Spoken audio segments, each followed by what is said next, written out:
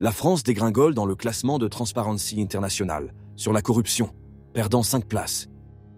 Elle se retrouve ainsi au 25e rang mondial sur 130 pays, un indice alarmant qui place la France au même niveau que le Qatar ou les Bahamas. Pour la première fois, la France entre dans la catégorie des pays risquant de perdre le contrôle de la corruption. Ce constat met en lumière une défaillance politique inquiétante. L'ONG Transparency International dénonce un manque de volonté des leaders politiques, tous bords confondus, pour lutter contre la corruption. Emmanuel Macron est directement pointé du doigt. Florian Clouet, délégué général de la section française, souligne que la moralisation de la vie publique semblait être une priorité au début de son mandat.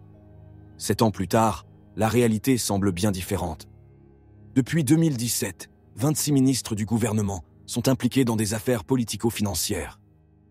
La plupart d'entre eux ne sont pas encore condamnés, mais ils soulèvent de vives inquiétudes sur l'intégrité du gouvernement. Les mises en cause récentes de certaines personnalités politiques renforcent ce climat de méfiance.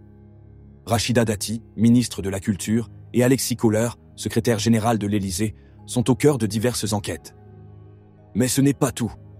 Aurore Berger, ministre déléguée à l'égalité, et Philippe Tabarot, ministre des Transports, font également l'objet d'enquêtes. Transparency International évoque un affaiblissement de l'exemplarité au sein de l'exécutif et dénonce une porosité croissante entre les sphères publiques et privées. Cette situation revêt un caractère inquiétant pour l'avenir politique de la France, alors qu'Emmanuel Macron est sur le point de conclure son mandat. Pour en savoir plus sur l'actualité, abonnez-vous et partagez vos réflexions dans les commentaires.